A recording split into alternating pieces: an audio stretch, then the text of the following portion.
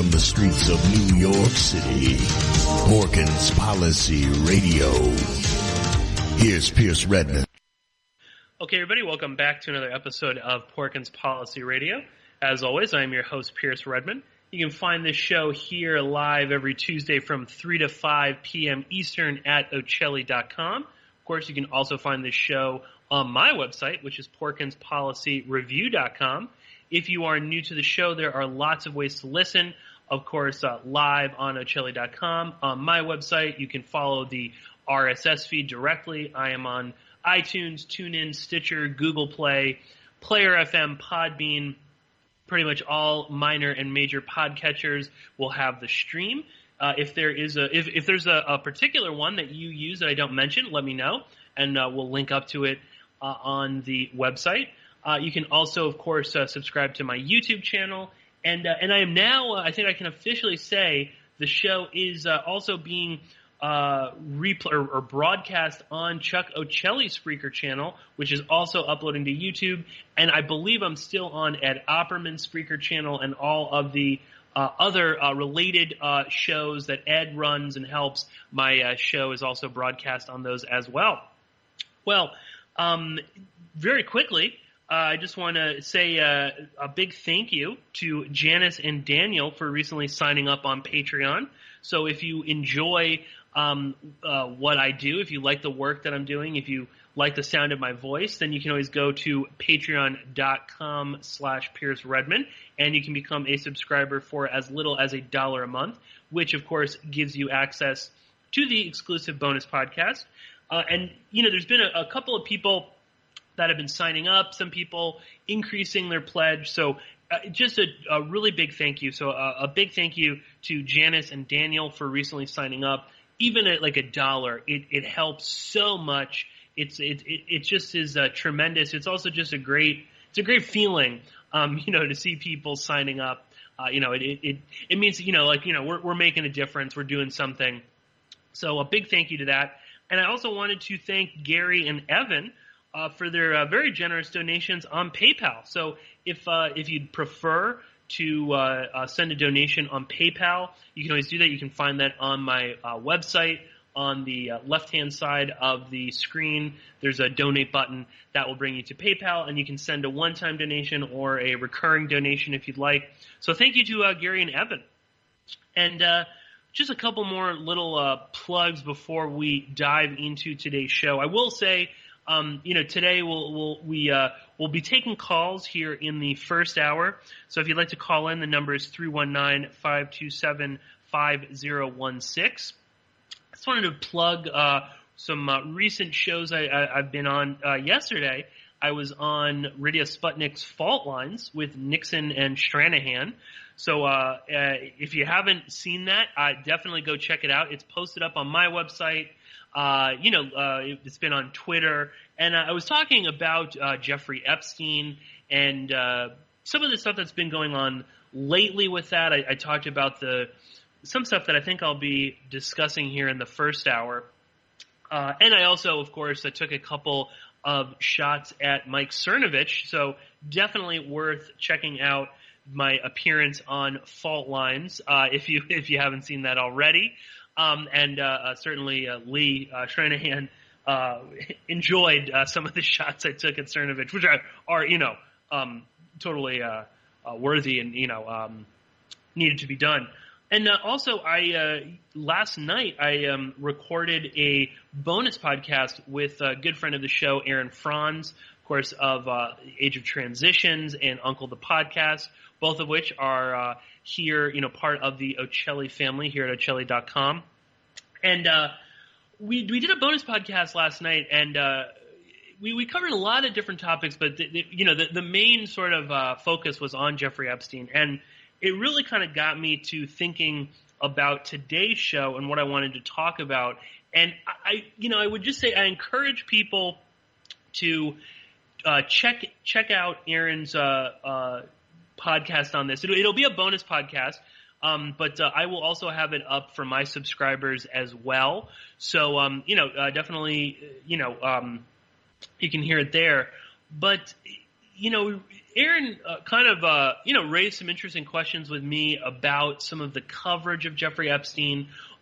We talked about this, the multiple distractions that are going on with this particular case, and a big one being this focus on the Israeli Mossad Zionist angle when it comes to this. And it was something that I wasn't expecting we were going to go down that road. And I think for like a fuller, kind of broader answer, you can listen to what Aaron and I discussed. I think that'll probably be out in the next couple of days. But it did kind of catch me off guard, and it did sort of make me think. And I have been noticing the way that particular aspect of the Jeffrey Epstein saga is being talked about in the alternative media and the conspiracy culture. And it has kind of made me a little uncomfortable. And, I feel like I need to say something about it. And I know maybe this sounds contradictory or hypocritical. Obviously, I have covered the alleged Mossad connections with Jeffrey Epstein and the larger network around him on the show. We had Whitney Webb on, 2 weeks in a row to discuss this.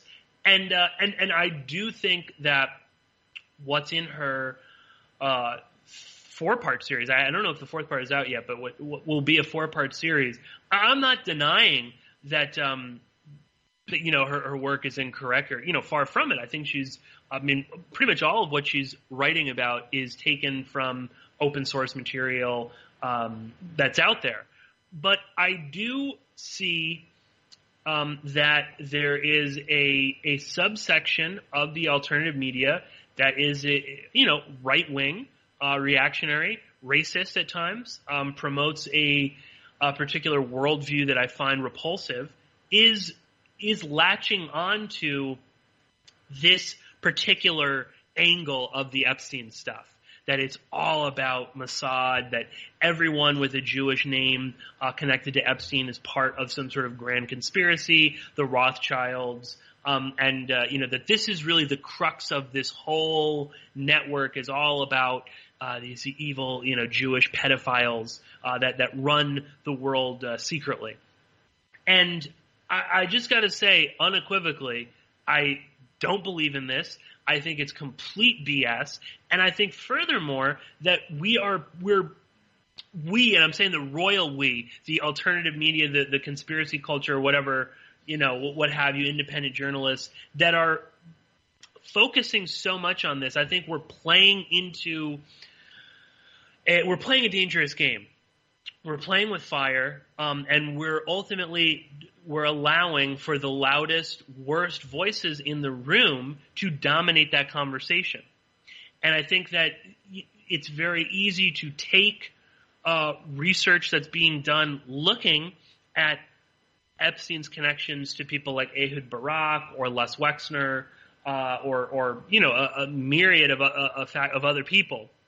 You can take a lot of that and you can twist it and you can turn it into this Zionist plot against America and against our children and whatnot. And I just want to say that don't fall for this. Number one, it's asinine and it's counterproductive. Number two, it's just, I don't believe it's true. I think it's stupid. I talked about this a lot with Aaron. I don't believe that Jeffrey Epstein had any political or religious ideology, let alone one that is somehow supportive of Israel or, some sort of, like the Jewish faith at large. I think Jeffrey Epstein's political religious ideology is actually a transhumanist one. And it's interesting that was sort of the talk of the town for a little while, and now that's kind of completely disappeared. Nobody really cares about that. Because again, it's a Zionist conspiracy. I think that's really where Jeffrey Epstein's political and religious fervor lies. And to believe that he actually gave a crap about, a nation state is you're being naive. He didn't care about that at all. He might have used those people, and he might have used that rhetoric in order to further his own psychopathic goals, mainly, I think, of a transhumanist agenda or blend. But, so just don't get so kind of caught up in this, because I don't think it really leads anywhere. Furthermore, it's like this, again, this obsession, and I know maybe I sound like a total hypocrite and I'm contradicting myself because I've been covering it a lot. I think it needs to be covered. I think it warrants exploration. But don't fool yourself into thinking that this is strictly some sort of a Mossad operation, and that if the CIA is involved, they're just playing second fiddle. I mean, you'd have to be mad to believe that, in my opinion. I think it's naive. I think it's short-sighted. And ultimately, what does it really do? It shifts attention away from the CIA into something else. And again, this is something I don't want to spend too much time focusing on this. I think people should listen to the show that Aaron and I did on this. But it almost seems to be like tailor-made for not only the conspiracy culture, but just tailor-made to distract all of us from the real picture. Not only the fact that this is really about people being abused daily, all the time, by a large or a network of people that are somehow above the law. Don't lose sight of that. That's the real problem here. None of this. I know Chuck might get angry, but none of this bullshit about this being some fucking overarching conspiracy of Jews and bankers and they're all together and they're plotting all this stuff. I mean, don't fall for that.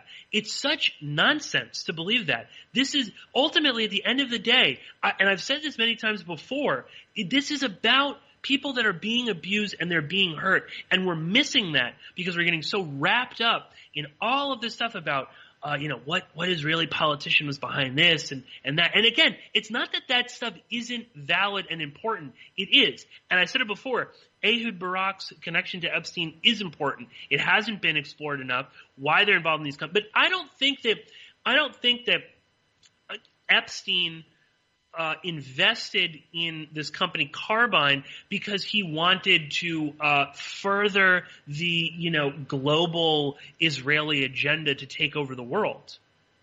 Now maybe some people want to go with that, and that's fine. Do it, go for it. But that's a little bit too simplistic for me, and I think it's also it does a disservice to. What Whitney is talking about in a lot of her writing, to just sort of go down, that's what it is. And this is more about people being short-sighted, taking real research and crafting it into their own racially tinged political ideology. So don't fall for that, okay?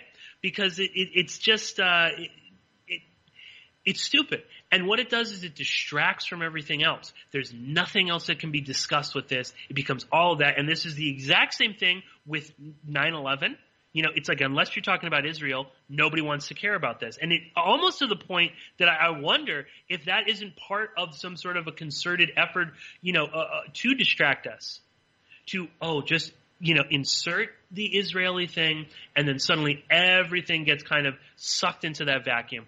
I know I'm ranting, and I've got a caller on the line, a 352 area code number. Let's bring them on. Give me a little bit of a break, and maybe we'll rant a little bit. But caller, how are you? Hey, it's JG from Tallahassee. JG, okay, good. How are you? Pretty good. I wanted to call in because I really share your sentiments on this whole, the Epstein conspiracy brain that's been sort of taking social media by storm. I'm really annoyed by it actually lately. And it's funny because you and Ed Offerman have been the most reasoned people when it comes to Epstein's death. And yet everyone I know on the left wants to push memes about Epstein was murdered, and we know it for a fact. So I like that the two guys that everyone associates with the conspiracy community are actually the guys being the most level-headed about it. I think it says a lot. Oh, well, I thank you for that, JG. I would again it's too simple for me. You know what I mean? Like, that's the problem that I have. And that's even with the suicide thing. That's the same as this obsession with Mossad.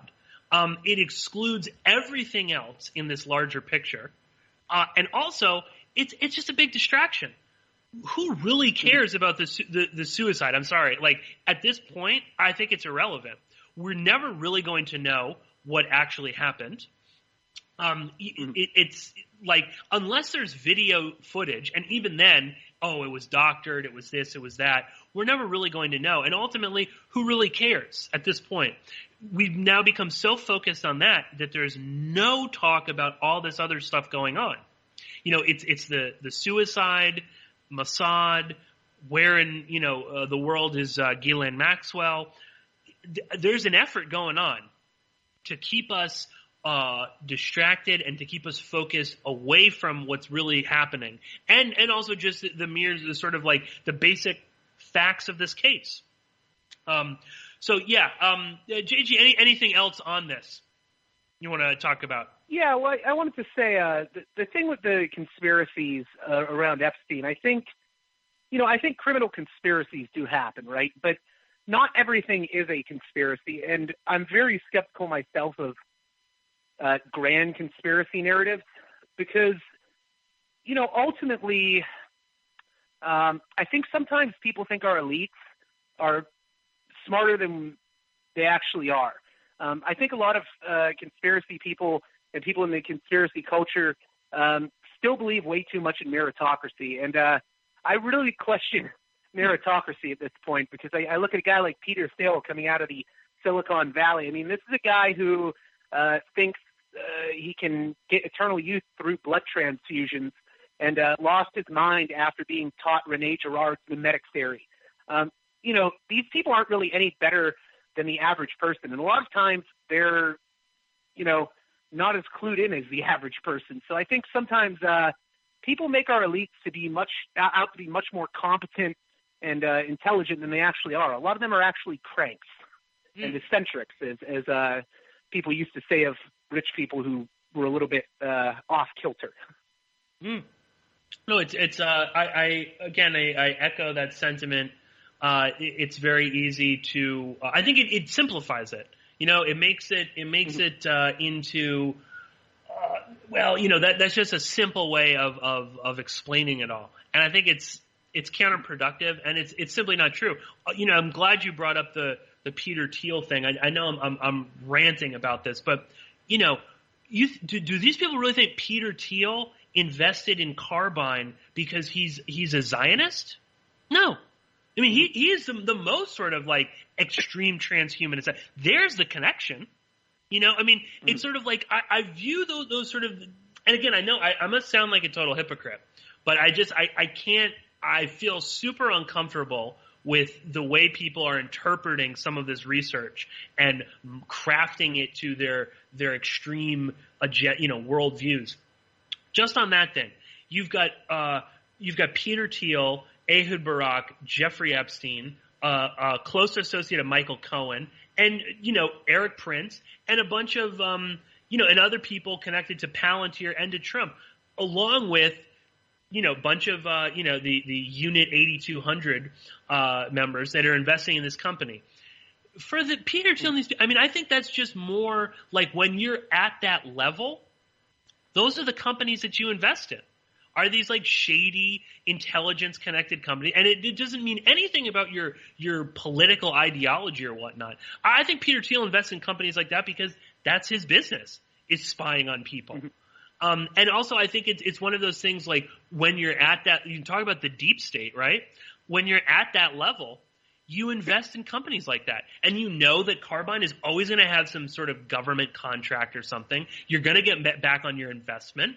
And, it's one of those things like you can get all these people in a room investing in a company and no one's going to find out until years later. So it's not, like, think a little bit beyond this black and white, us versus them. It's the Zionists. Because it's stupid. And again, it falls into this, like, distraction narrative where that's all you can talk about. And just my final word on that is I think it's actually dangerous. And again, Aaron and I address this more, so you can check it out. But I think it's dangerous. We're in an environment where people are going around committing gruesome acts of violence because of political rhetoric that is spurred also by internet conspiracy cults like QAnon. And, we should be weary about pushing these sort of things.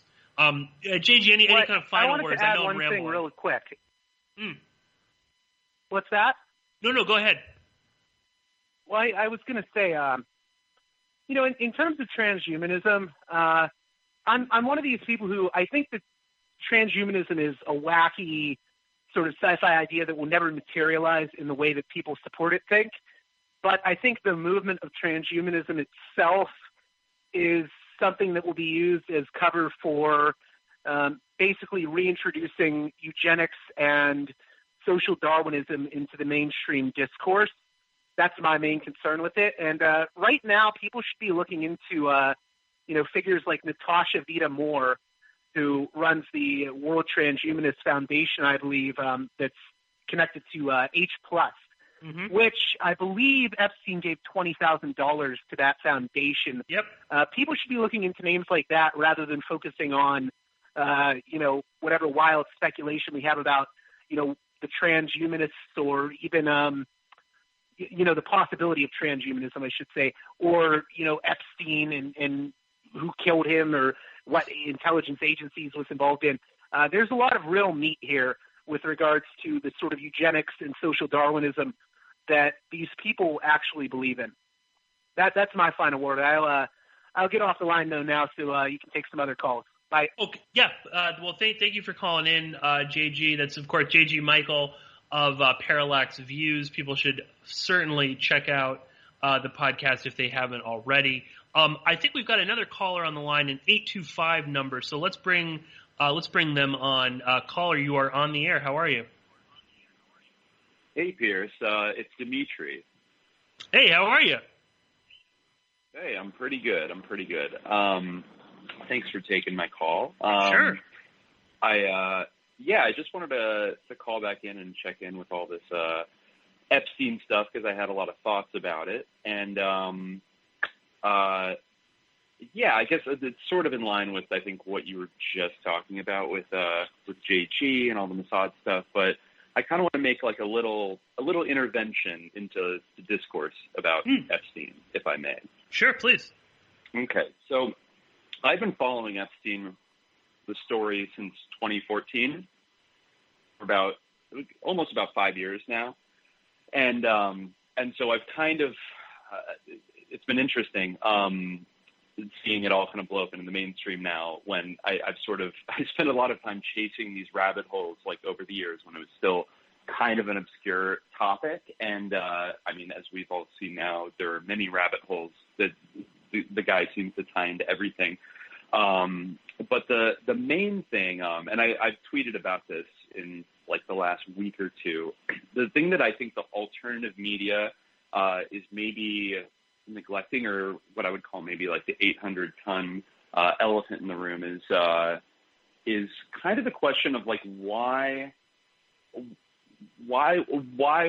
does this thing, like why do these, say, CIA, and I do believe it's primarily CIA, pedophile rings exist, whether it's Epstein, whether it's Larry King and the Franklin scandal, whether it was Roy Cohn, whether it was the Parliament, the British Parliament, or Jimmy Savile, all these things from the 70s to today. And the one common thread that ties all these conspiracies together, I mean, like what was their grand objective? And I would posit that the grand objective of all of these, covert operations was to destroy communism in the 20th century. Would you generally agree with that? I don't know. I think that's Iran. No, go ahead, Dimitri. What were you saying? So Yeah, so I can flesh this out a little bit, because this is sort of my hot take about the whole thing. And it's sort of the missing piece that I feel like without it, people end up either kind of collapsing into despair and kind of, oh, geez, what can we do? Or they start to go off into more false conspiracy theories like, oh, the Mossad must be running everything. But really, if you look at Iran-Contra, you look at the CIA drug trafficking in the 80s, you look at these like pedophile blackmail rings, you look at all this stuff, the money laundering, the financial fraud, and the saving loans, which Bush was probably involved in. All of it was really at the end, or let's even throw in the JFK assassination, the Bobby Kennedy assassination, Martin Luther King, all of those things in the 60s. You look at the SLA, you look at Manson, like discrediting the counterculture, discrediting the leftist counterculture. It was all about destroying left-wing movements that posed a threat to capitalism. And I think that is kind of the Rosetta Stone of all these scandals that needs to be understood and kind of and held in the forefront. Because, why I think it, first of all, it's logical, because that's what the CIA was founded to do, quite literally, was to, combat the Soviet Union and defend American capitalism. And honestly, they succeeded at it. They succeeded wildly. They destroyed the Soviet Union, then they destroyed Yugoslavia. And just as an aside, like Epstein's operation could not have flourished without the destruction of the Soviet Union and Yugoslavia. Like, where did all these models come from in the 90s, right? God, where did Trump's wife come from in the 90s? Like, she probably wouldn't have immigrated to America if her country hadn't been ripped apart by NATO and the CIA and all these things, But the main objective was always to destroy socialism. And that just brings out so I had a tweet about a week ago that got shared a decent amount. It was a little bit of a provocation, but and by the way, I'll give you my Twitter account. It's Dr. Poshlost, DrPoshlost. And I tweeted about a week ago that it was kind of funny that, as far as I knew, not one of the communist governments in the 20th century was secretly run by a cabal of wealthy, sadistic pedophiles. And a lot of people slid into my, mentions and were saying stuff about, Beria or, Stalin did this or that. But I think, honestly, nobody was able to actually refute my point that, if we're really zooming out into the wide historical perspective, I think what has become clear now is that America, the UK, and to a lesser extent other European countries, all of whom were on the Western capitalist side of the Cold War, they were absolutely infested with these sadistic, child abusers who were also funding death squads, collaborating with Nazi war criminals, trafficking drugs, doing all the most evil shit you could imagine. Yet, for all of the bad things I've heard about, the Soviet Union, and there were, definitely bad parts about it, I'm not seeing the exposés about the KGB running pedophile rings. And I think that's very interesting. And it's something that I think is underemphasized, because I think even in the kind of alternative conspiracy culture, and this is how I kind of came to being a Marxist, if you will, is actually through conspiracy culture, because at a certain point, things just didn't make sense with all of this dark shit that was happening and kind of the searching for an explanation of why would these people do it. And I think it's really the only thing that makes sense to me is that it was about the big game of protecting private wealth. And of course, since the ruling class, the capitalist class, as we know directly, founded the CIA, as Wall Street lawyers like Alan Dulles, and they've been deeply in cahoots with the Ford Foundation, the Rockefeller Foundation, as we know, Silicon Valley. Peter Thiel, he strikes me not just as a guy who does mass surveillance for a living. He strikes me as fucking CIA on his own. If you really look at the origins of Silicon Valley, it was completely built by the military-industrial complex and was a site of all kinds of MKUltra research in the 60s and 70s, out of Stanford. So I see them as an extension of the same ruling class operation, if you will, to basically control the global economy as much as they can and stomp out any opposition to it.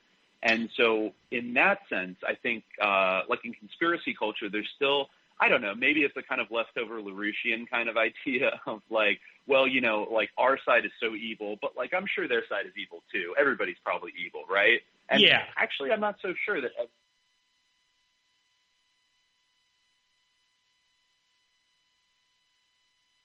Oh, did I think we lost Dimitri. I can't hear him if that is the case.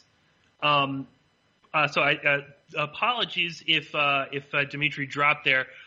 You know, I guess to sort of answer that question, I think it's an interesting theory, but you know, I don't know if I would fully kind of to me that kind of strikes me again as the sort of overarching, you know, single kind of narrative, and I just don't know if I would really kind of buy into that.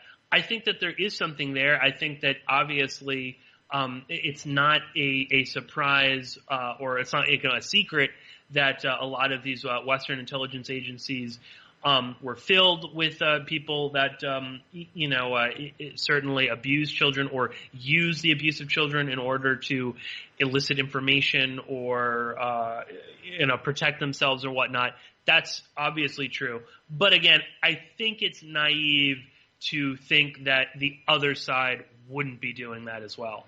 And also, just as like an aside, when you're talking about the sort of socialist, communist, you know, structure. I mean, why on earth was Fidel Castro?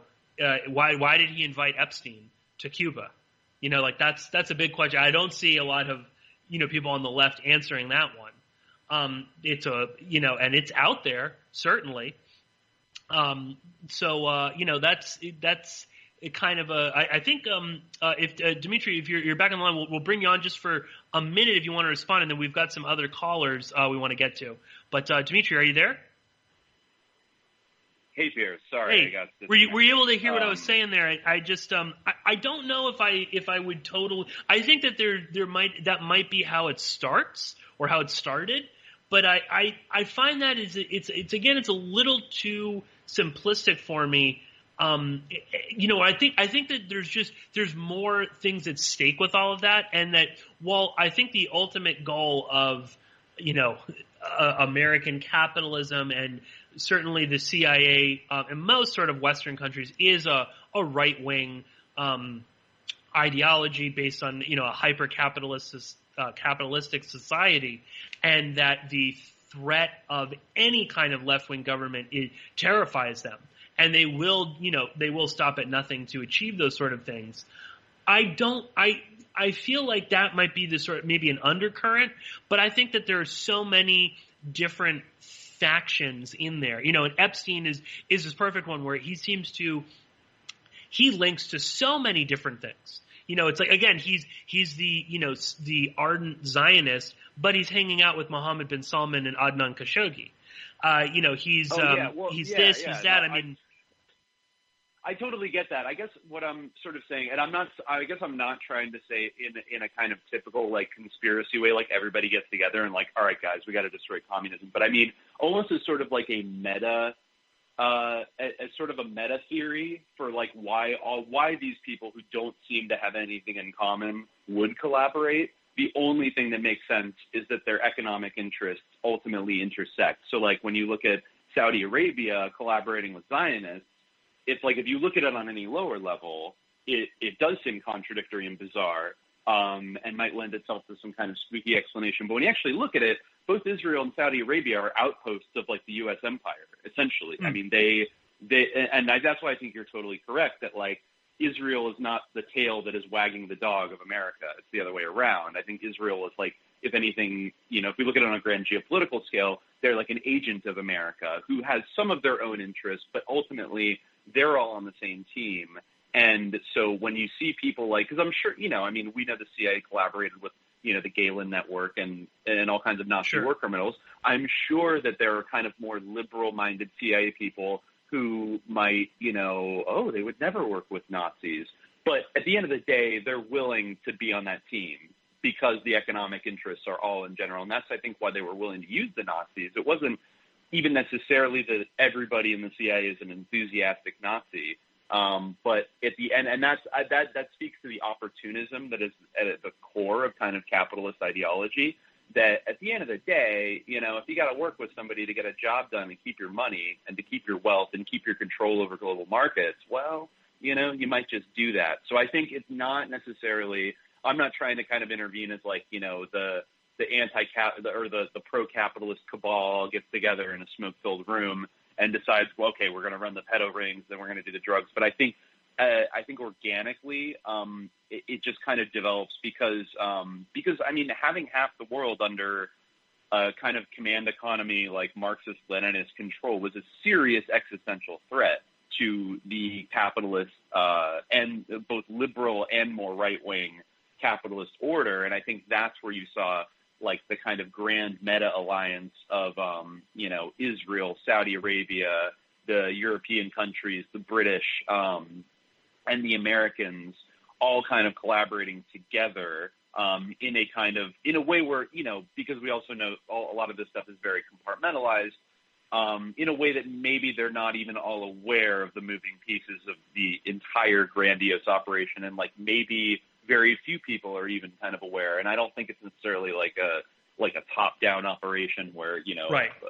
One or several people are given all the orders. But I think if you look at the trends, like why would the CIA allow pedophile rings? Well, they wanted to destroy communism. And at the end of the day, I think we've seen ample evidence that they're definitely willing to cross that line if it means, undermining a socialist government or a left-wing, whether it's the Sandinistas or it's governments in Africa.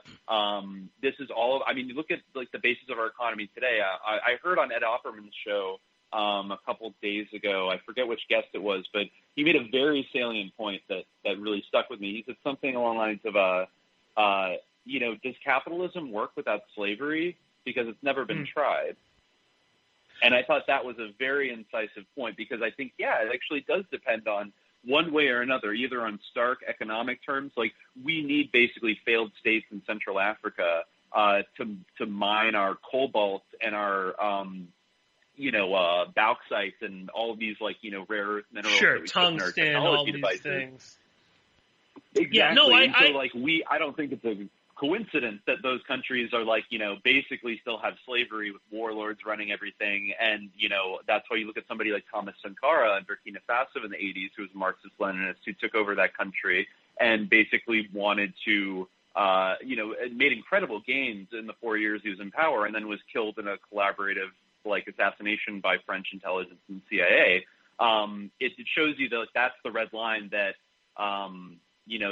that will get you killed more than anything else. But I think that if you look at how even, the collapse of the Soviet Union, I think it's still a little fuzzy exactly what happened. But I think a lot of it was that there was all this dirty money that was created in the 80s through the cocaine trafficking and the gun trafficking and stuff through Iran-Contra that was then, I think, laundered and used to kind of attack the Soviet Union when George H.W. Bush was president, at the very end of the Cold War. And probably a lot of it was used to bribe people like Yeltsin and other people within the Soviet government to kind of to make certain decisions that would collapse everything. And a similar thing was done in Yugoslavia. And of course, then you have DynCorp sliding in there.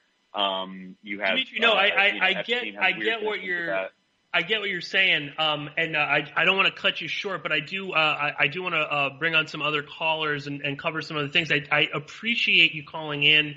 I'd love to have you back on, anytime we're doing a call-in show. And I do get what you're saying, and I think that obviously, I think that more to what your point is. I think if you less about this sort of a black and white world, I think that it really does kind of fall in line with their financial interests. And that's really kind of what motivates anyone, for the most part. I think, though, at the same time, if the tables were turned, and I don't know, America and the West were all communists, I would wonder if we wouldn't see them pushing, pedophile rings or what. I mean, I think it's just sort of at the end, and this is maybe more out there or something, but I think ultimately, who's ever really in power will do whatever it takes to remain in power. And while I certainly identify on the left when it comes to how the power should be structured, I still am concerned about the centralization of power because I think that that people will do whatever is necessary in order to maintain that power.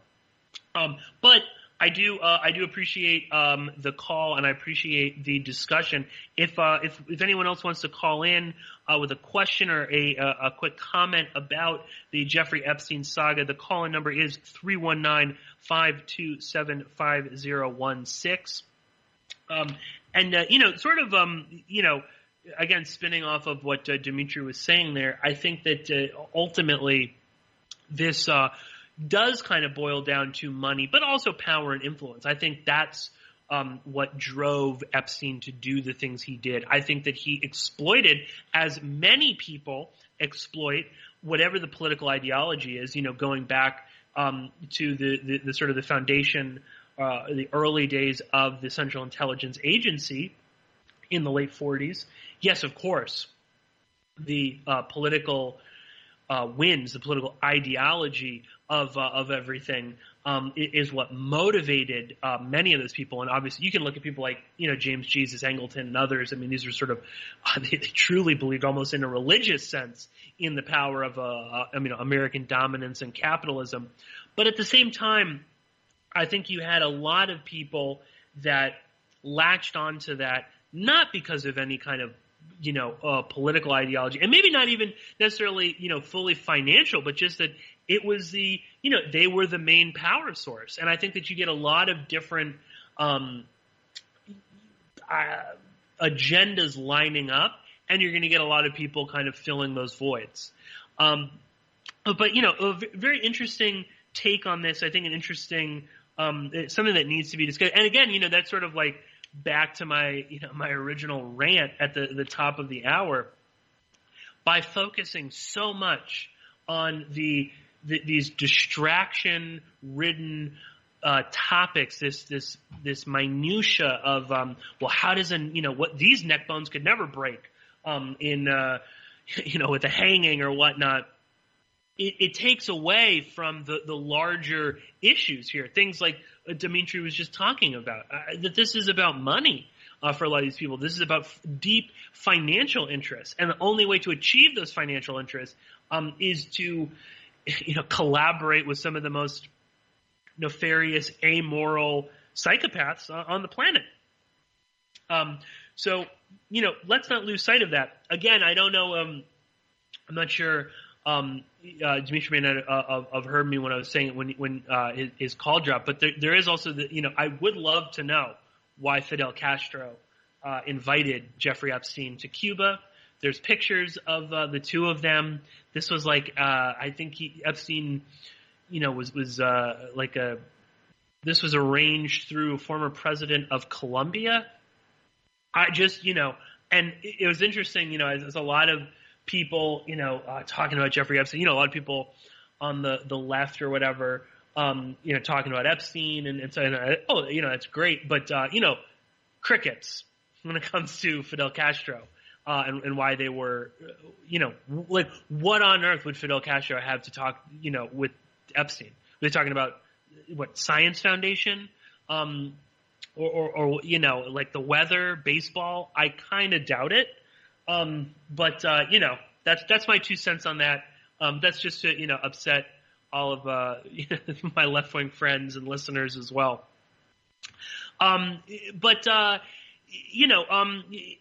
Anyway, the other thing that I wanted to kind of discuss here in the first hour, and I think it's important again, is the distraction stuff, when it comes to all of this, because I'm seeing this more and more, and this goes back, and this is again dovetailing off of what we've been talking about. We're missing the big picture here. We're missing the forest for the trees.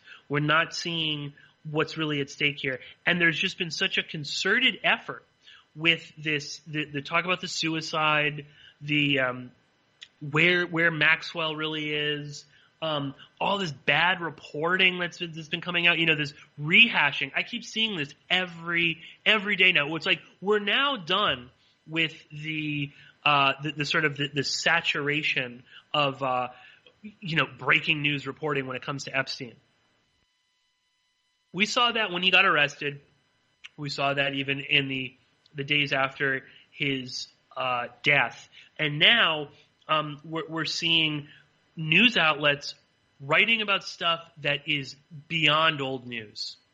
I'm seeing, I keep seeing this story being circulated about, Epstein had flew in 3 French girls on his birthday. That's been out there for years. That I talked about that in like the very first episodes I did on the show. These things were they were being reported on. It's just it was just nobody really cared to actually look, and it's in a lot of these court documents. So now we're seeing people rehashing these old things, and in a way, I think it's good if people need to understand this, but don't put it on with this exclusive breaking news. We're the first to ever report on this. That's kind of part of the distraction. But then to kind of get into some of this minutia, because I think it is important, and then I will try my best to not kind of cover this, in the future. But you've got just looking at the Maxwell photo, you've got the Daily Mail, which has been. We'll get to that maybe in the second hour, but they published this piece saying that Maxwell is laying low at her alleged boyfriend's house. Is his tech CEO Scott Borgenson, who he of course denies this. He says that they're ex-friends or something like that. She hasn't been in his house, whatever. The Daily Mail publishes this story saying that Maxwell is hiding out at his big mansion in Manchester by the Sea, just outside of Boston, right? Now then, lo and behold, a mere 24 hours, and this is again, no one has seen Maxwell publicly since 2016, and the Daily Mail, it's some very questionable reporting, tracks her down. She's hiding out there. They don't have any photo evidence of this, but she's there. Don't worry. Then lo and behold, 24 hours later, the New York Post publishes a picture of Maxwell at In-N-Out Burger, casually eating and reading, according to them, a book with the title. The name of this book is, quote, "The Book of Honor: The Secret Lives and Deaths of CIA Operatives." We don't see the title of the book. The book is it's facing down. It's this, and it's not a candid. There's one sort of candid picture of Maxwell, and then there's the glamour shot of Maxwell. Now it's oh my, she's at In-N-Out Burger. She's reading this CIA book. It's got to be a message about Epstein. Just back and forth. Where is Epstein? Where in the world is Carmen Sandiego? Right. That's what ensues. Then we get these pictures emerging of Maxwell's Ghislane's sister, Christine, packing up bags at Scott Borgenson's house in Manchester by the Sea. Packing up bags. Rumors start flying around. Maxwell's actually, she's at Christine's house in southern France. She's here, she's there, she's everywhere in between. She's really been up in Massachusetts, whatever. All distraction, right? All obfuscation.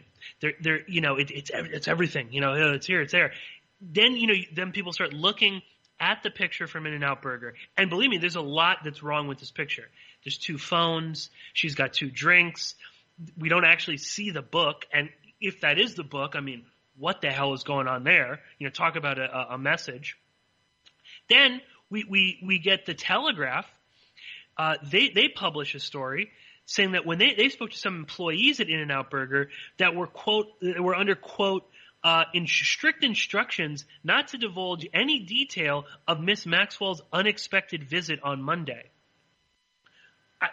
Make of that what you will, but In-N-Out Burger's legal department is telling the employees not to talk about Maxwell's visit. Okay. The New York Post is beyond vague about how they got this picture. Some source that took the picture but wants to remain anonymous, and saw Maxwell reading this book and eating the burger. Maxwell's, oh yeah, that's me, whatever. And here's the glamour shot to prove it. Then you get, people start kind of digging into this, and talking about how, the photo is faked. You get the mainstream media talking about this, which again is, I think, warranted, but what a bizarre turn of events. Now the mainstream media is talking about, altered photos, and, Maxwell's, it's sending messages about the CIA and all this kind of this stuff. Now, lo and behold, it's totally confirmed that the photo is entirely faked. You've got Inside Edition interviewing photo forensic experts from John Jay College, talking about how it looks as if Maxwell herself has been photoshopped into the image. So, because then the Daily Mail started reporting that it was staged, that this photo was taken by one of Maxwell's close friends and attorneys, Leah Safian, I believe is the last name. And they say, well, we figured this out because the metadata on this photo, I forget what the metadata left some sort of company name as to who took the photo, and that company is linked to Maxwell's friend Safian.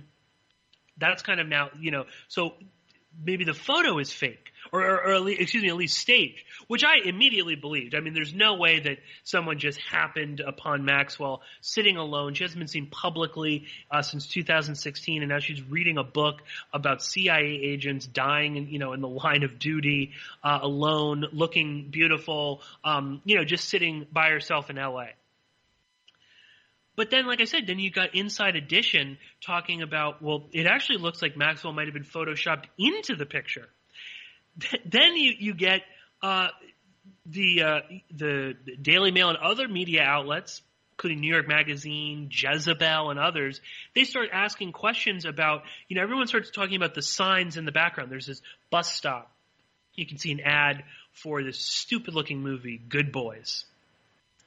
Suddenly, they start calling up the billboard company in Los Angeles, this huge company that provides billboards, I think, all over all over California, maybe the rest of the country. They say that billboard is not the Good Boys. It's been something else. I forget what it was. Maybe some local doctor, something like that. I can't remember what it was, insurance company or something like that. And that's actually what that ad on that bus stop has been. And furthermore, it's never been Good Boys. That this ad that has been different, it's some different ad since July. So, what the hell is going on with that? And now suddenly, the photo is completely fake, and you've had the media has been spinning their wheels trying to figure out what's going on with this photo. And guess what? Maxwell is probably out of the fucking country at this point. Or wherever the hell she is, we're not going to find her now. Her sister's packing up bags at Manchester by the Sea, this mansion that she's never been staying at, but her sister is there. So this Borgeson has some questions to answer.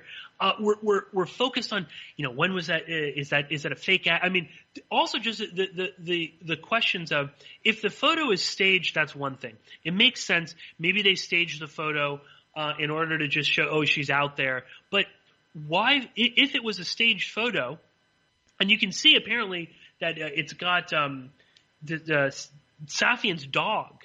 So now there's a third photo too, because there were two photos that were circulating. There's the candid shot of Maxwell, then the glamour shot of Maxwell. Now there's a third photo from a different angle that we've never seen before. Suddenly we see this woman, Leah Safian's dog, in the picture. But then this raises the question, if the photo is staged, that's one thing. But if it was staged, why is Maxwell photoshopped into it? Why did they Photoshop another ad campaign on the bus stop when you could just, easily look that up?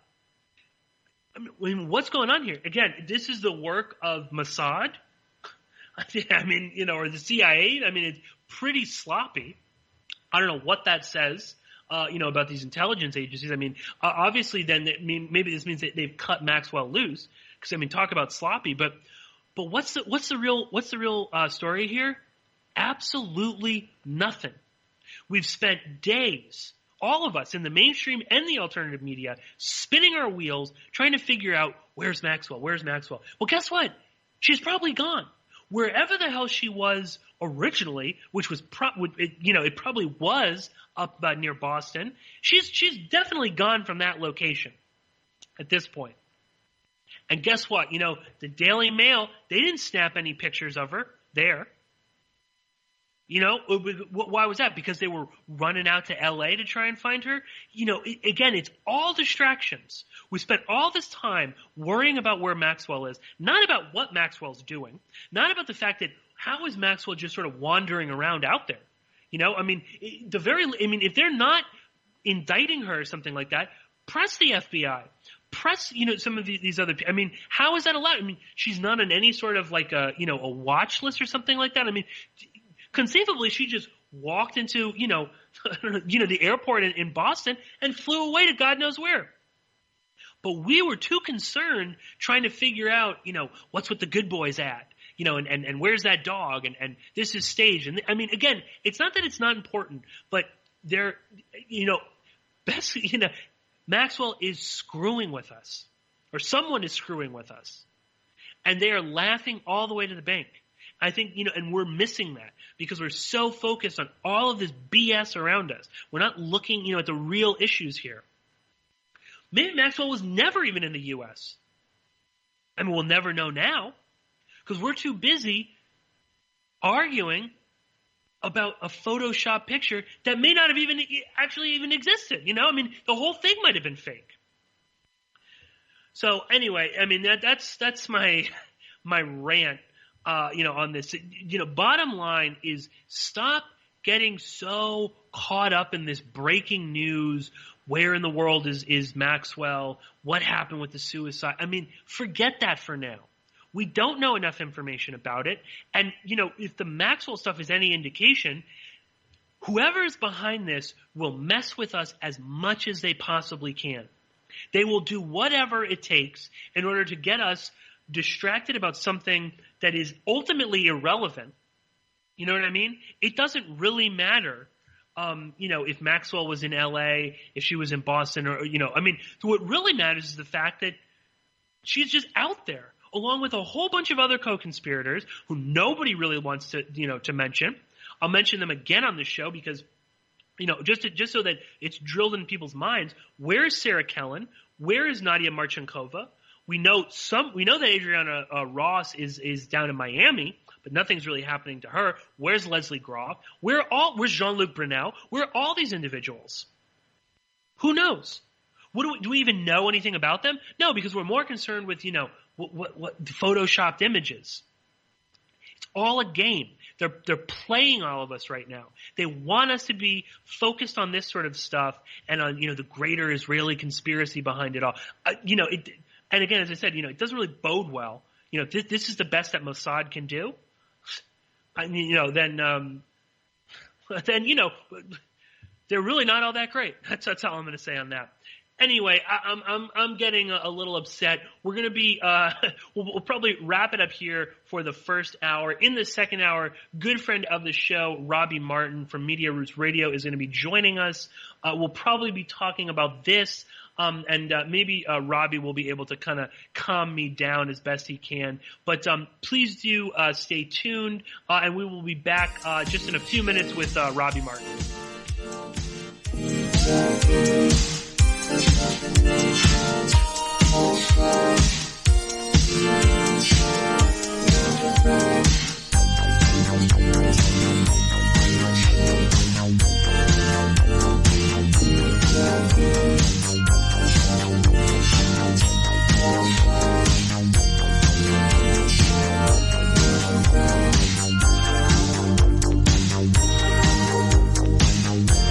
Straight out of the subway in New York City. Yeah, baby. The radio show that never sleeps. Porkins Policy Radio with Pierce Redmond.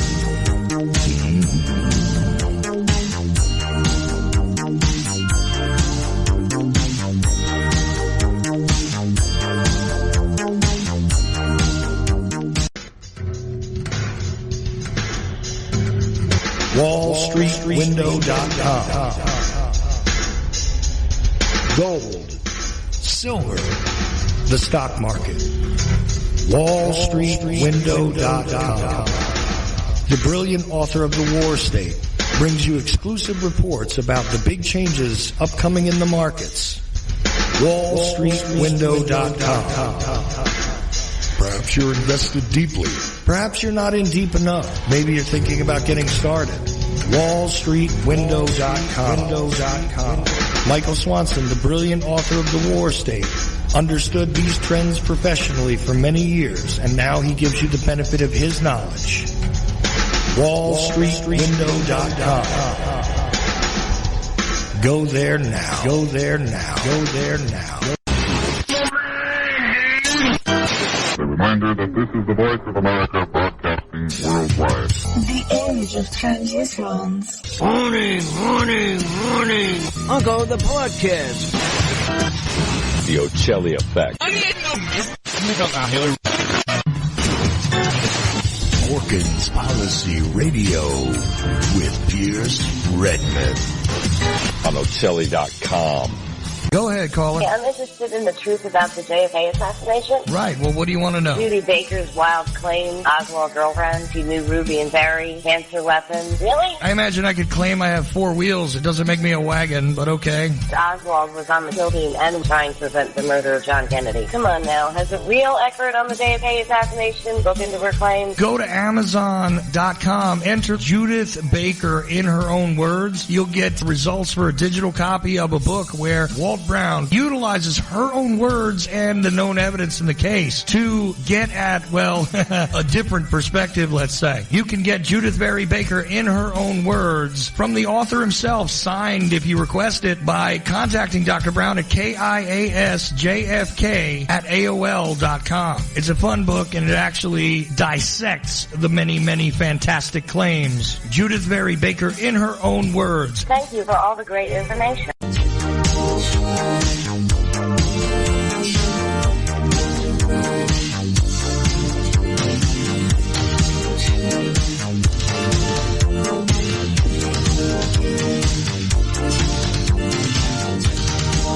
Now back to the man, Pierce Redmond.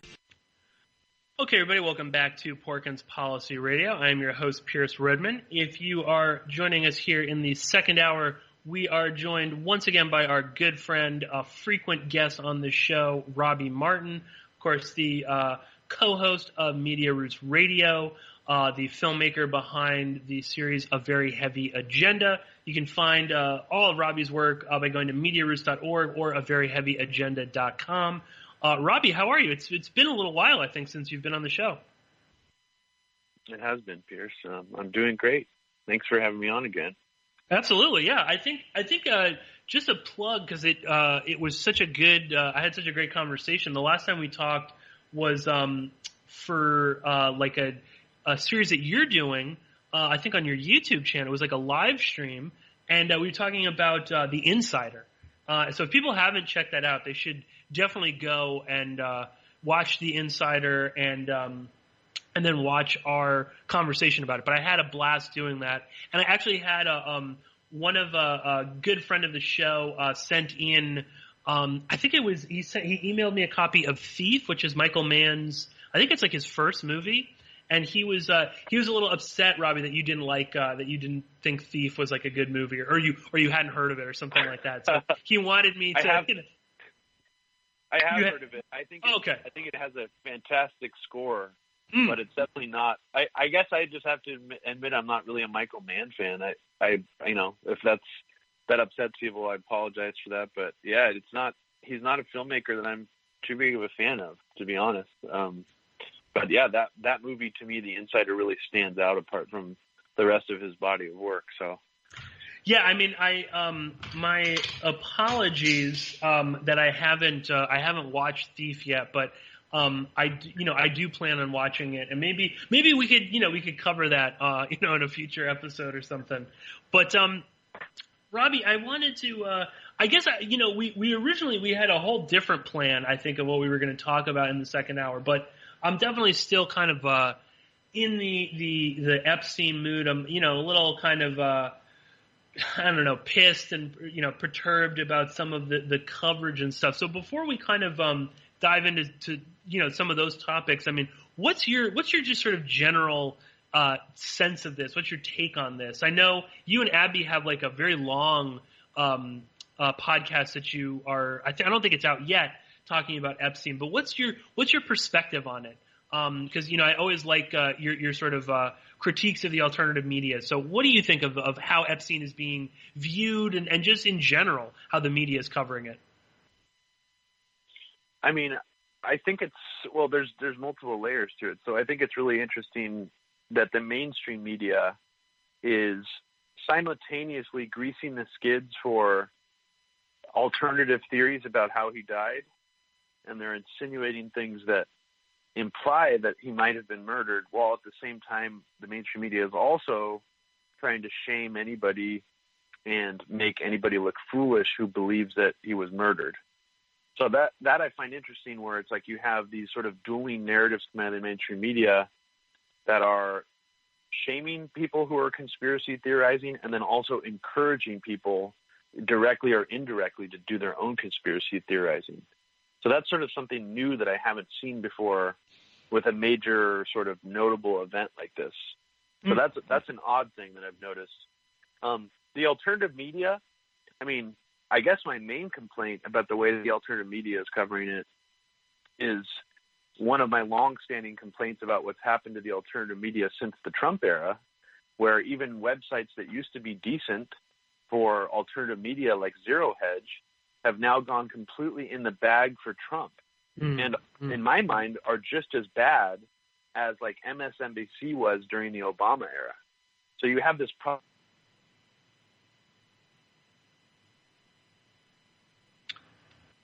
Oh, sorry, Robbie. I think I just lost you. I don't know if Robbie's call dropped. Robbie, are you there? Okay, well, it looks like we might have lost Robbie. We will try and bring him back on the call. I hope Chuck is seeing this. But this is this always happens with the phones and stuff like that. So hopefully we'll bring Robbie back on. I'll try and see. Sometimes if he's on Skype, it's we can drag him in. But it's interesting what Robbie was talking about there in terms of the media kind of being in the bag for Trump in general. Obviously, the alternative media or a lot of this, like. Hello? Oh yeah, Robbie, you're there. Okay, great. I was sort of Did I lose rambling. You? Yeah. No, you're back on the air. But continue. Where did I get cut off? You were talking about like Zero Hedge and sort of these outlets sort of kind of being all in the bag for Trump, and I think that not only is that happening, but with the Epstein stuff, it's even more kind of apparent. So I just kind of pick up around there. Yeah, so you have basically talking points even being deployed by 4chan and 8chan designed to absolve Trump of any guilt in the Epstein case, which I just find hilarious because, I mean, first of all, one of their main talking points they're deploying, and even Zero Hedge was spreading this around, which I just thought was can I swear? I forgot. Yeah, it's okay. I was swearing a lot in the first hour, so you can swear in the second hour. It makes them look really fucking stupid and sloppy to think that this particular talking point will absolve Trump of any guilt. And I'll explain what talking point that is. It's essentially this idea that Trump, once he found out that Epstein had raped or sexually assaulted a 14-year-old girl at Mar-a-Lago, that he banned him from the resort. Now, I find that talking point very interesting because if we actually break down what it means, essentially means that Trump did not report a rape of a 14-year-old girl to the police that took place on his own property via a near billionaire. So that's really fascinating to me that in reality, what that talking point does is that actually implicates Trump in the cover-up of a rape of a 14-year-old girl. So I find it fascinating that these 4chaners, these lockstep pro-Trump alternative media people have gotten so overzealous and sloppy. They're actually putting this talking point out to make it appear that Trump was somehow, trying to, turn in Epstein or that he wasn't a part of it or anything. But if you own a hotel chain, and you're aware that this powerful oligarch-like person raped a 14-year-old girl in your hotel chain, and you don't report it to the police or law enforcement, you are therefore complicit in the cover-up. So I find that fascinating that they're just really sloppy about it. But then also simultaneously, of course, Pierce, which you know, is they're only wanting to talk about Clinton and his ties to Epstein. So I'm only really looking at people who are covering Epstein, who are talking about, who aren't trying to steer this in a partisan direction. And, one of the main people that's obviously trying to do this is the infamous, grifter loser, Mike Cernovich, who is actually friends with accused child rapist Alan Dershowitz and was operating as a Dershowitz proxy in court, then taking credit for unsealing his documents. He's taking credit even for Epstein's new arrest and charges by the SDNY. Sure, he was taking credit for his death. Yeah, he was taking credit for all of it. But at the end, I don't think Mike Cernovich is merely doing that out of ego. I think he's literally been instructed and told to do this by his handlers. And one of his handlers, I believe very strongly, is Alan Dershowitz, who is Epstein's defense lawyer. So that's a very interesting thing when you have someone from the alternative pro-Trump media trying to steer the narrative, not just away from Trump, not just taking credit for the whole thing, but also trying to steer it away from Alan Dershowitz. And I have to implore to people to be very, very cautious about picking up on any Epstein information from people like that, because they're deliberately steering the narrative away from certain things. They're creating their own limited hangout of the Epstein narrative. Oh yeah, and this is actually something. Again, people should check out when it's posted. This bonus podcast that I did with Aaron Franz. I talked about this idea, and I'll throw it to you, Robbie, because it's something that didn't really kind of occur to me, but I've seen some other people kind of talking about it. And you just mentioned this idea of a limited hangout. I almost wonder if this entire ordeal, from his arrest to everything that we've seen since of Epstein, that maybe this is just part of some sort of a limited hangout, that it got to a point in socially where like the Me Too movement and the sort of shining a light on these predators, it got to a point where, well, they had to arrest him. They had to do something about this, because if they didn't, and someone actually filed like a real lawsuit, went after him, maybe they couldn't control the flow of information. And what do we have with the SDNY indictment? Very limited in scope. It's just Epstein. Yeah. This is the same old time period that we've been talking about. No co-conspirators, just unnamed employees. And then, of course, he dies, so that sort of ends there. But I almost wonder if this whole thing isn't just sort of a limited hangout. Okay, yeah, we've talked about it. It's out there in the ether. In much the same way that whatever you want to believe about the Edward Snowden, saga, that separate saga, the way that was discussed or was controlled by the media was something of a limited hangout. Now we all kind of accept that the NSA spies on us. Maybe now we're getting to a point where it's like, yeah, we kind of accept that our, political leaders and titans of business are all shady, and they're abusing children, and they're sort of untouchable. We just kind of accept that. That's par for the course. And I don't know. I mean, any kind of thoughts on that? Again, this is something that I had never really thought about, but I've seen other people talking about it on Twitter, and it is something that sort of like popped into my mind, just in terms of the way that it's unfolded and the way that it, like you said, I mean, Cernovich has got this sort of limited hangout. The media has a very limited sort of scope of how it's being discussed. I mean, any thoughts on that, Robbie? I think you're absolutely hitting on something here. One of the biggest things that stood out to me about all this is what the media was covering gave me some optimism and hope. Like, oh my God, his Palm Beach mansion was, declared a crime scene and raided by the FBI and locked down, and they're releasing and leaking all this stuff to the media about what was found in his safe, including a fake passport and, child pornography. It all seemed very hopeful. But I think you're absolutely right that there was something happening here where there was something limited in scope about it. And one clear example of that is even like conspiracy sleuth people from the internet were wondering, why is his Virginia Islands compound not being locked down as a crime scene? So there was like a month-long period where people were actually like sending drones and photographing. Yeah, the drones are still there, Robbie. Yeah. So this was all like people from the internet were just like, why is this not being locked down as a crime scene? Like, wouldn't he have done most of his most heinous stuff, in a Virgin Islands compound in this private island he owns?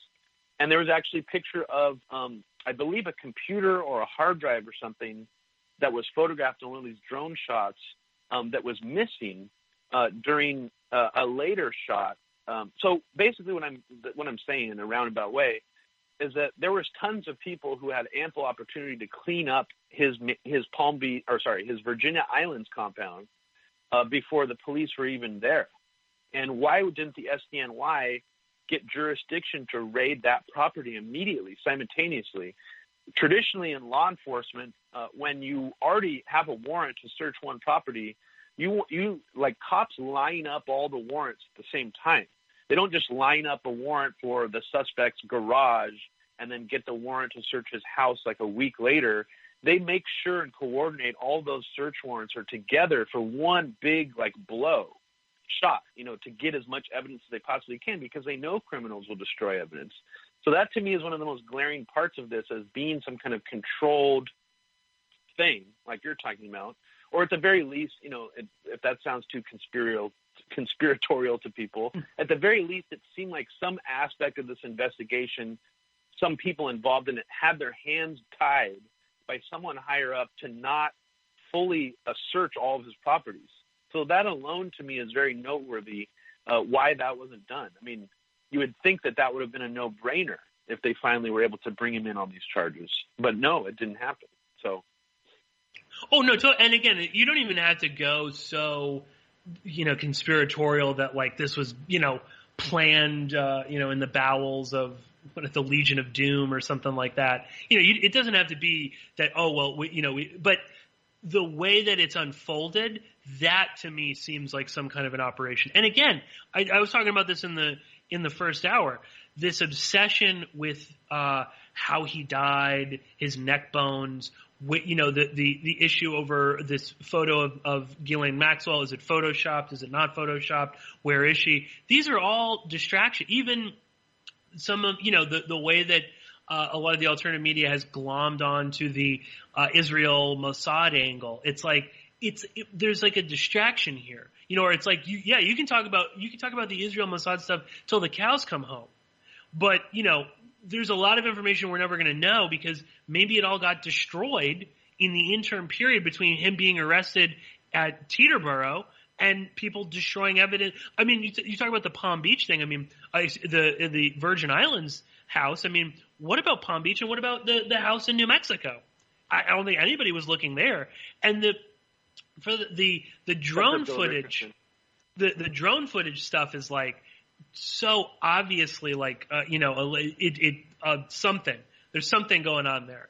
Number one, the guy who runs that YouTube channel is like this QAnon, one go we all go one moron. He pushes all that kind of stuff. How is he? Where is he flying that drone from? Why doesn't he actually zoom in closer? Like, he gets pretty close to some of these things, but like, he'll get close to something. Oh, here's the secret tunnel. Well, why don't you, go down lower? Is that actually a secret tunnel, or is that like, just like a tool shed? But he's not going to go in there. And also, like when he's there when the FBI is there, and the FBI doesn't stop him. I mean, that's strange. Again, are they letting him go there and take these pictures while they're raiding stuff in order to, like, is somebody telling the FBI, don't shoot that drone, don't stop it, which they obviously could. We want that out there.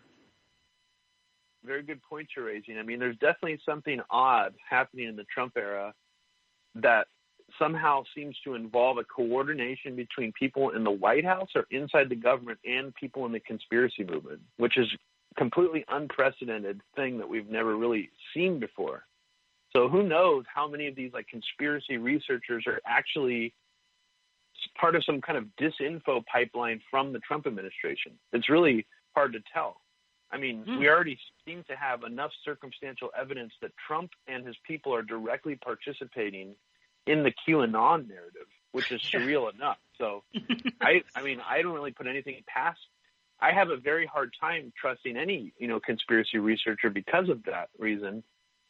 But something else interesting, Pierce, I wanted to bring up. Yeah. And this is something I didn't realize until reading the New York Mag article, which goes through his Black Book. So I think the New York Mag article might be one of the best pieces that has come out in the mainstream media about this whole thing.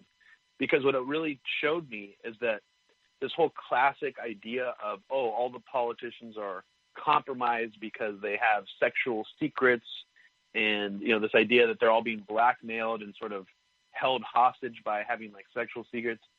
What's interesting about the Black Book is it reveals that Epstein had connections with people in power going across the entire spectrum of what we understand of power, as power. Media moguls, celebrity chefs, artists, top, like, world-famous classical musicians, people very high up in finance, real estate, corporate CEOs, movie stars, people in news media, like household names. I mean, this literally seems to cross over. And then people like Ehud Barak, other, like, weird deep state connected, world leaders from the past as well. Richard Branson in his Black Book.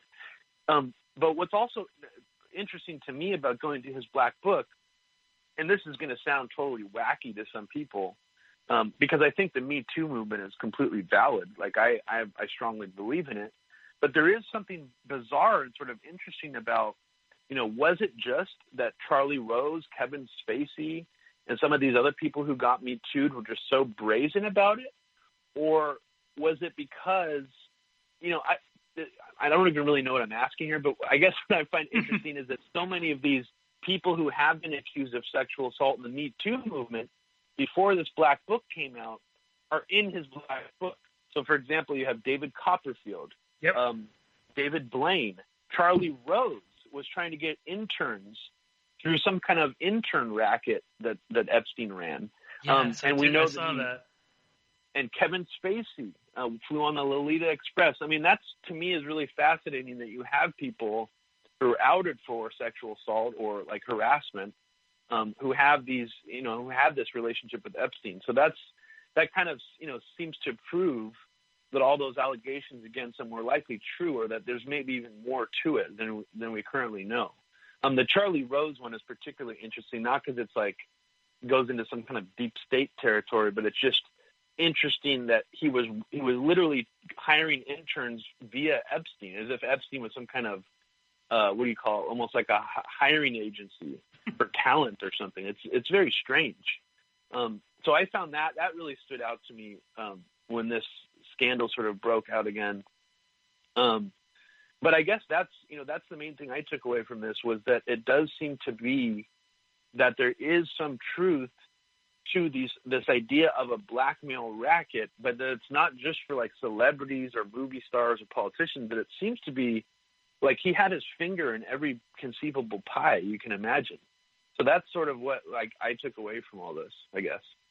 Yeah, no, absolutely. And I think I've said this before on the show, but I think it also it illustrates that we really were barely scratching the surface of Epstein, and we myself included, I was wrong about this. I would always talk about how, it wasn't his financial stuff was sort of a facade. And we even saw that like in the aftermath of him being arrested. There are all these articles, all these hedge fund managers we all knew he was a blackmail ring. And that's what his hedge fund was really all about, was taking in money and it was like blackmail payments. But then lo and behold, we see that he is like good friends with these people like Glenn Dubin, Leon Black, and that he is investing in these big, that Deutsche Bank and JP Morgan were actively working with him until he maybe it was something like a year until he just got arrested.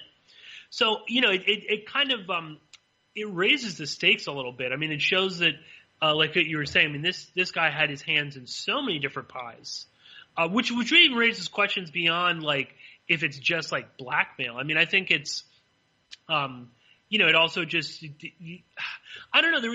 I remember kind of talking about this theory early on, and then I just sort of forgot about it. But, like, along with the blackmail thing, if this wasn't also just, like, a straight up business, it's just kind of like, if you wanted access to these types of, to children and things like that, you went to Epstein. That it was just also just sort of like, he had like a brothel, so to speak. Especially when you look at, like, in Palm Beach, I mean, his house there's so many bedrooms. And they all kind of look like cheap motels. They've all got supposedly cameras, filming people there. I mean, it almost kind of struck me as like, is this just like a business? Was he kind of just opening up shop? And of course, getting some blackmail information. And obviously, like, any of those people, they kind of have to know on some level, even if he's not filming, he knows, you know what I mean? Like, you can use that kind of stuff. But yeah, I mean, it also just sort of, I don't know. I think again, it's easy for us to slip into this idea that it's all about blackmail, and this is how the world, like you were saying, that all politicians have compromising, sexual information on one another. I think that is kind of becoming more and more apparent, but it's not even just politicians. It's like you said, it's celebrity chefs. And, I mean, almost on the scale that it does make you wonder, like, was this another form of Epstein's wealth?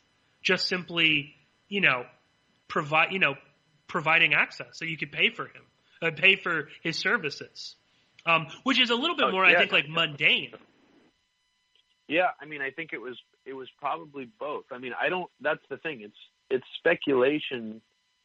It's very opaque to know, and it's maybe fun to speculate about that this was some kind of, blackmail racket, but we just simply don't know, if there are people who are being blackmailed, they haven't been, it's a secret to us.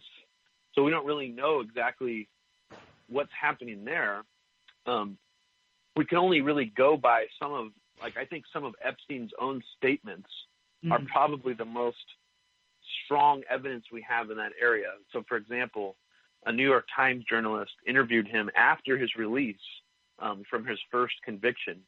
And he was still actually trying to rationalize having sex with underage women, saying that, homosexuality is still punishable by death in some countries. And so, why is this such a societally taboo thing? He still really believed in that we should have the right to have sex with, underage women, just like Alan Dershowitz is arguing now, oddly. Odd timing, to say the least.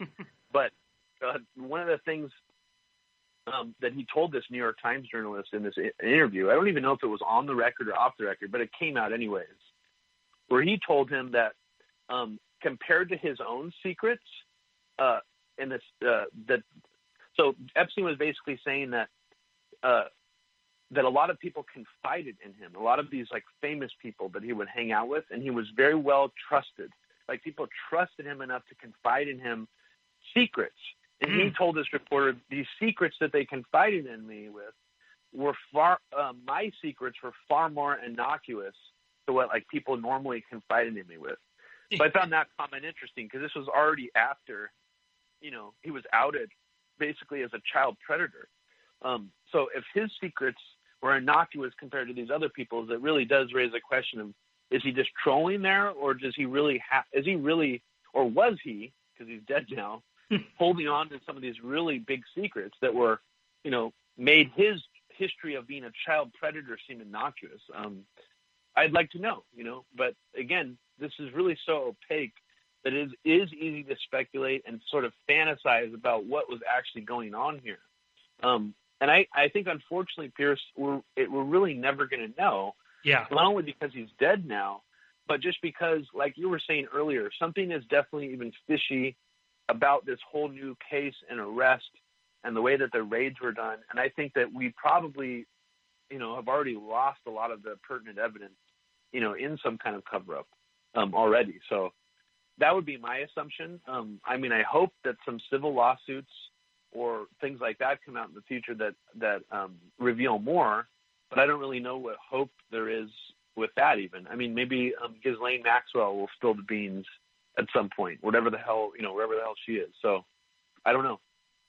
No, I tend to agree with you. You know, it sucks. I was fairly optimistic when he was arrested, but now that he's dead, I don't have a lot of faith that we're going to really learn much of anything. And the fact that whatever, he killed himself, someone killed him. I mean, that seems to be a very strong message. It's like, if they're going to take him out, I mean, the underlings underneath him must know that their lives are constantly in danger.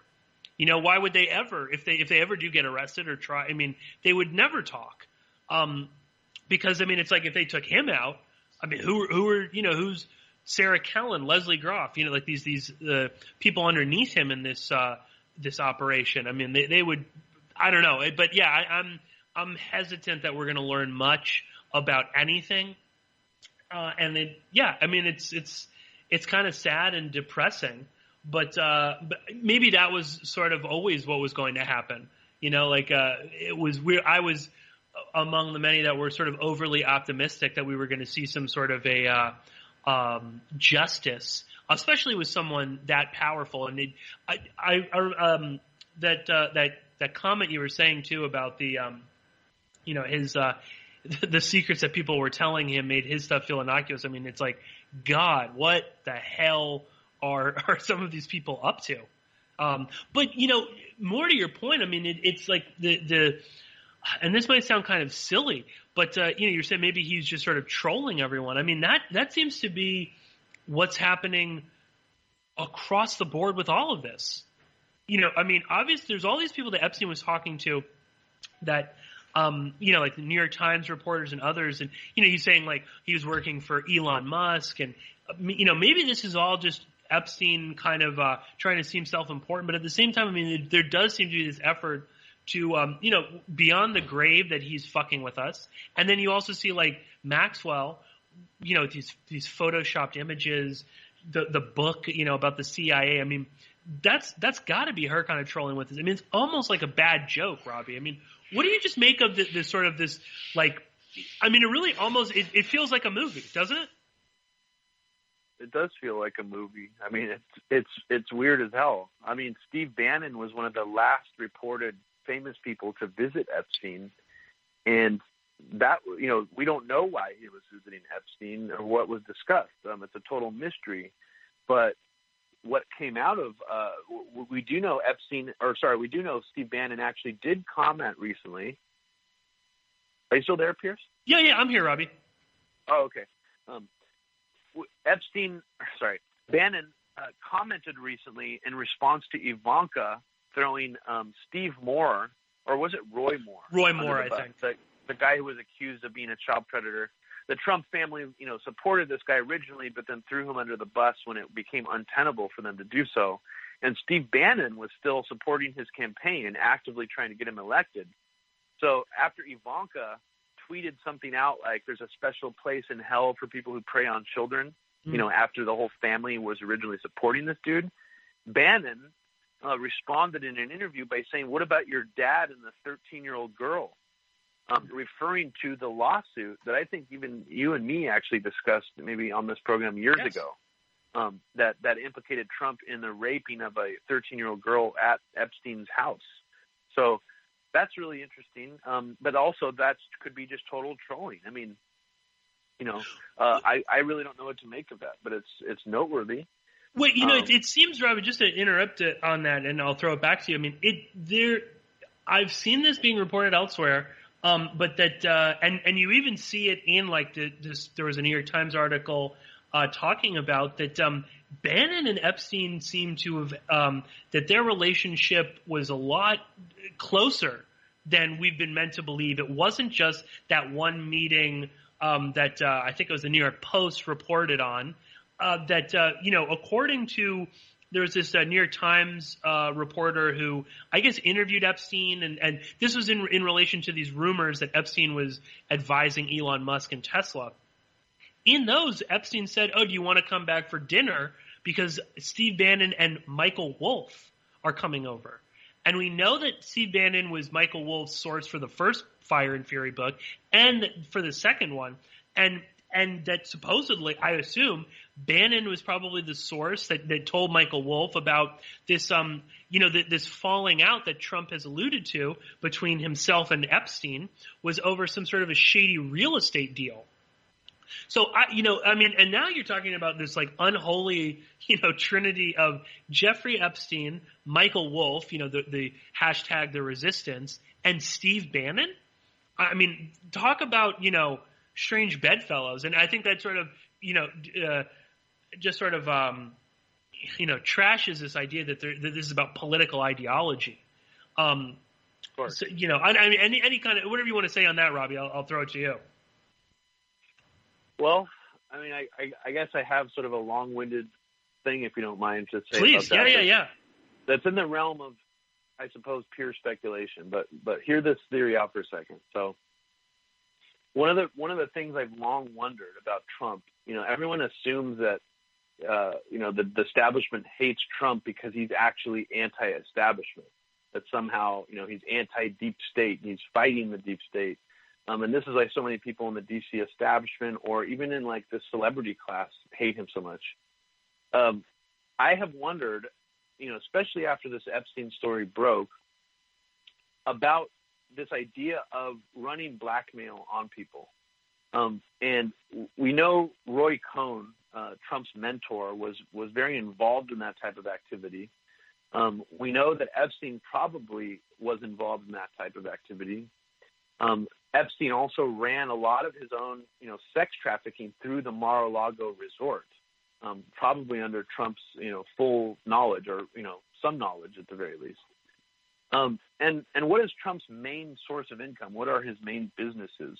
His main businesses are hotel chains. These sort of, what he likes to think of as classy high-end hotels, which, aren't really that high-end of hotels, but any large hotel chain, any sort of like high-end hotel chain has its fair share of prostitution being run in and out of that hotel on a daily basis, regardless of which hotel it is. You can find any hotel in the country. This is very common. It's statistically shown.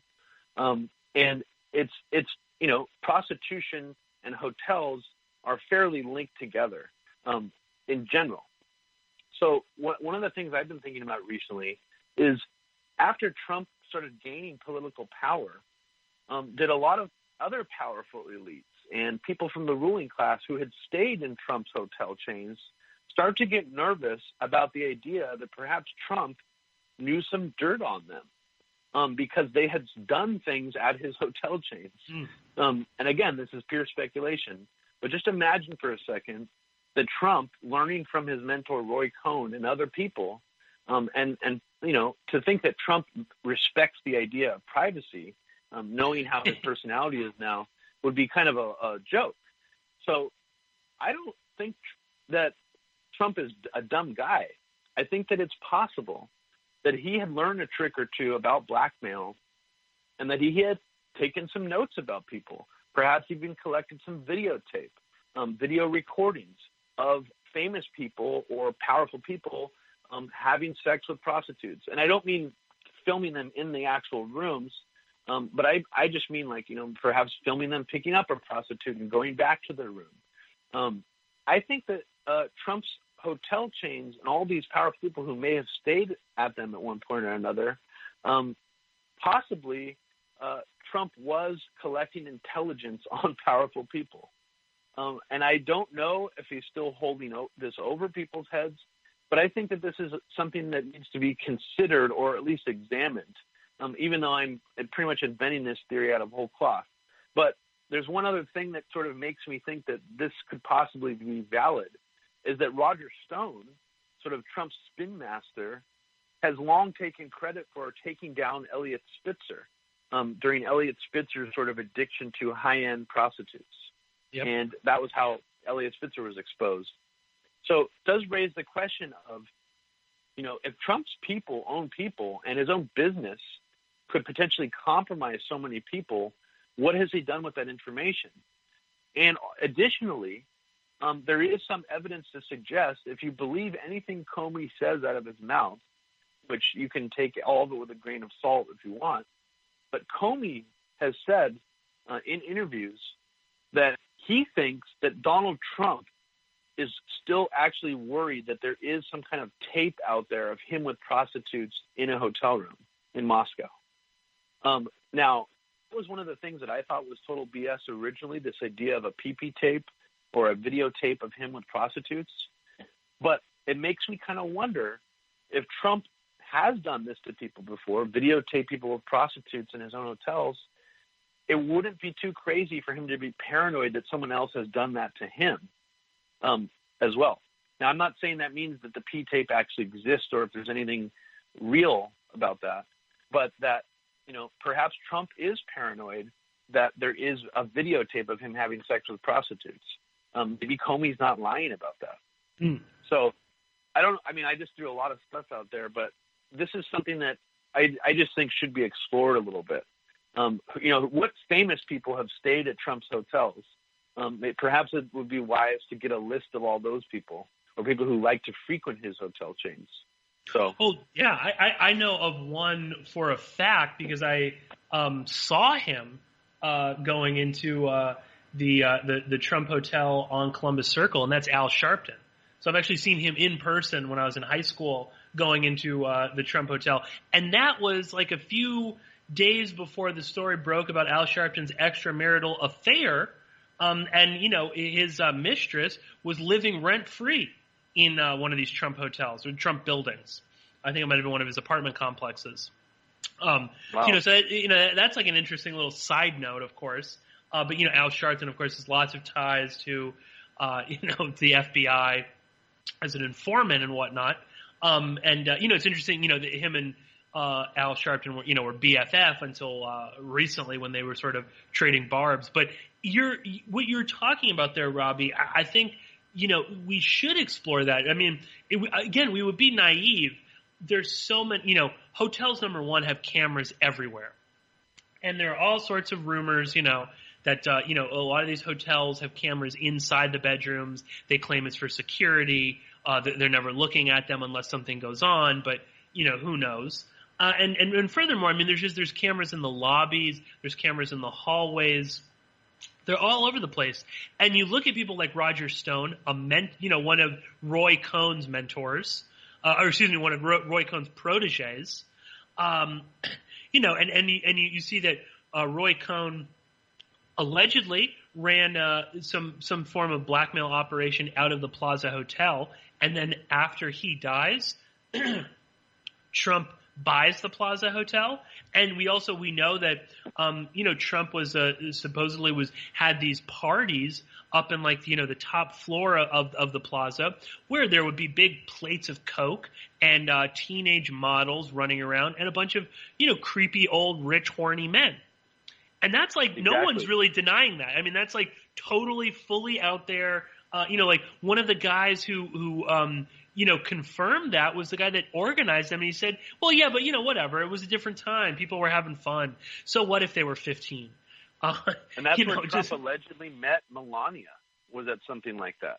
That's the rumor. I don't know if you've read that. And there's also, the rumor, at least that Epstein was pushing, that he introduced Trump and Melania. And once again, the overlap of all this sort of stuff, Epstein in, funding and being a partner in MC2 modeling with Jean-Luc Brunel, Trump and his modeling agency, they're bringing all these people over. I mean, there's almost so much overlap, but again, it's that's even the mainstream media that hates Trump isn't willing to explore that kind of stuff. That still seems that it's too out there to think about. But I know we were talking about this last night, Robbie, and again I was just sort of thinking as you were talking about it now. I mean the idea that Trump might have blackmail stuff is I think is totally within the realm of possibility. Again, too, there's so many cameras at hotels, and who knows how many. It doesn't even have to be like people that we're familiar with. I mean, he's got hotel chains all over the place. I mean, not to mention just like the one in Atlantic City. I mean, it's just talk about a shady, stretch of real estate. You got mobsters. Go ahead, Robbie. And I think his brazenness, his personality, you could just say that it reflects a certain level of narcissism, like out of control narcissism. His ego is just, overwhelming. And then he's basically mentally ill and so self-centered. But after I've been thinking about this a little more, I wonder if some of it just comes from this sense of sort of overwhelming confidence that he knows that certain people just simply cannot go after him.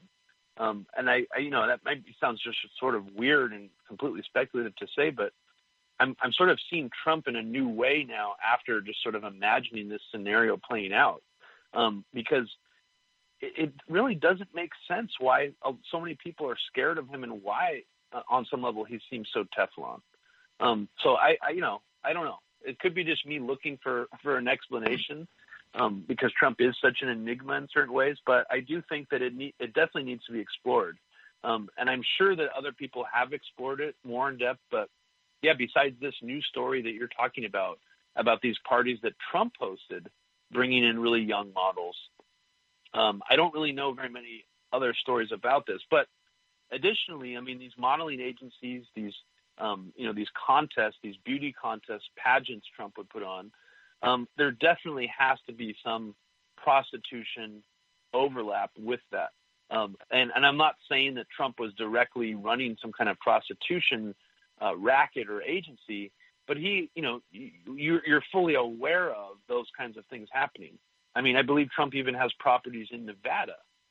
I think one of the only states in the United States where prostitution is legal. So there are things there that need to be explored.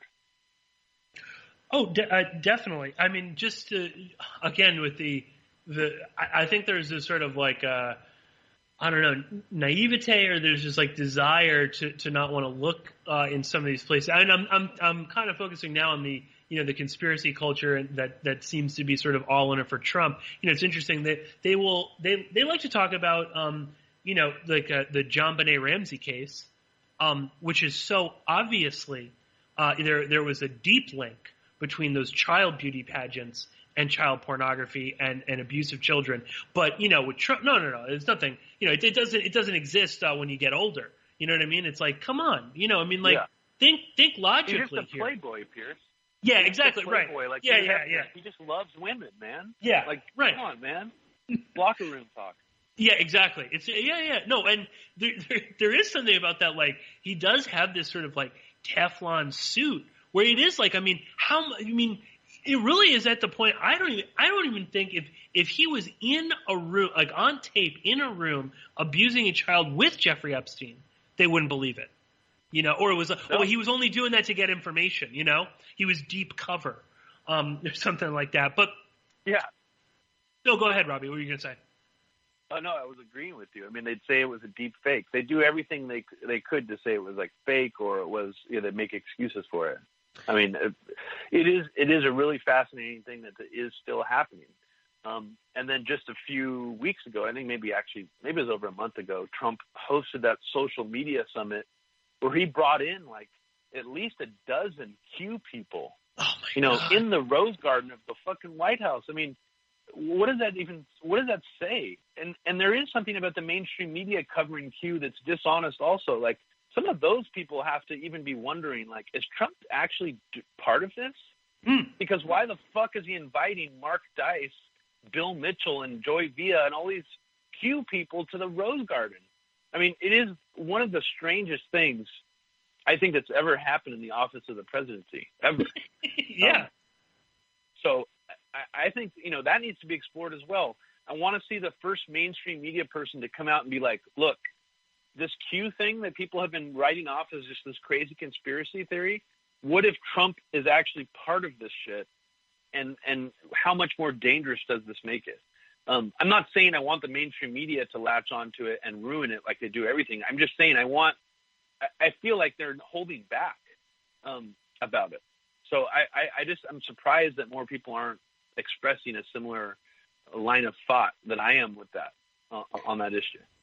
I think I think a lot of people still kind of think that the Q thing is like a joke or it's just a silly little conspiracy theory. I mean, the more you dive into it, it takes on this element of a sort of secret society cult-like group. And you've got people out there committing acts of violence on behalf of Q. Or because, Q made them do it. And you see there's people like, what's the guy who killed the head of the Gambino family? Anthony Comello. I mean, his lawyer is saying he was so nuts. He believed this, so he shot this guy, in the back several times. I mean, like, they're using that as like an excuse. I mean, that's kind of disturbing. I think the mainstream media doesn't want to go there. Like it's too sort of bizarre, and I think they don't want to. I think they don't want to kind of have to go out there and say, like at a press conference, like, Mr. President, do you believe in QAnon? Because I mean, obviously at this point he's saying he does, or at least he understands the power of them. Yeah. But I think they're embarrassed to have to ask that question. No, you're exactly right. I think that's part of it. It's like they can't quite cross that Rubicon because if they do, I think on some level they think they'd be validating it if they acknowledge that there does seem to be some participation with the actual sitting president. I mean, it's similar to Pizzagate. It's like no one ever asked Trump in an interview what he thinks of Pizzagate or if he believes in it or anything like that. I mean, the mainstream media could have done that. But they didn't want to validate it because they realize the power of it. So there is this strange push and pull effect happening. But yeah, it is really, really creepy. And there is still reports coming out of his rallies that people are allowed to bring in Q signs and Q T-shirts to some of his rallies, and then other rallies they're not. So it seems to be that it's being literally being altered in real time by his own Secret Service, depending on how Trump feels on any given day about his level of association with QAnon, to let these people in or not. So that also reflects some kind of participation in it. So that needs to be more deeply explored as well. So I hope somebody actually accused me on the last podcast. They said, you make fun of and mock QAnon, but then you spent 20 minutes validating Q theories. And I'm like, I'm not validating the Q narrative. I'm simply saying that Trump appears to be participating in it. Yes. That doesn't mean that the narrative is true. It actually means it's really dangerous and needs to be examined as something potentially very dangerous. So. Oh, especially too. Yeah, I mean, exactly. I don't think I would never say you validate, Q theories. But yeah, you and myself have talked about that. Obviously, he is actively participating in it, which begs the question of was this truly an organic movement, or was this or was the orchestration from the White House evident from the very beginning?